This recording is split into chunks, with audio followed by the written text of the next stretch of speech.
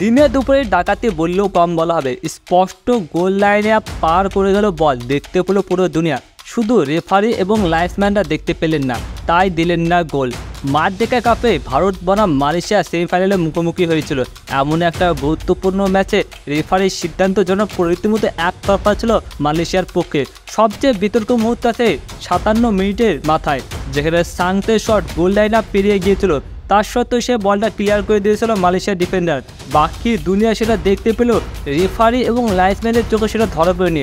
হতবাক হয়ে যায় ভারতীয় ফুটবলাররা, রীতিমতো ভারতীয় ফুটবলাররা। তাই রেফারিকে বরাবর আবেদন করছিল যে সেটা একবার রিভিউ করা হোক এবং কম্পিউটার স্ক্রিনে চেক করা হয়। তার সত্ত্বেও রেফারি একবারও সে বলটিকে গোল লাইন আপটা আদৌ কি পের হয়েছে বলে সেটা একবার চেকও করেনি এবং সেটা দেখাও নি। ভারতীয় ফুটবলের দলের সাথে এমন বিতর্ক মৃত্যু রীতিমতো ভাইরাল হয়েছে সোশ্যাল মিডিয়া। আর সবথেকে ক্ষুদ্র প্রকাশ করেছে ভারতের কোচ ইগর টিবাস। রীতিমতো ম্যাচটার জন্য একতরফা ছিল, সেখানে ভারতীয় ফুটবলাররা যেমন দ্বন্দ্ব খেলেছে তার থেকে বাজে রেফারিং ছিল।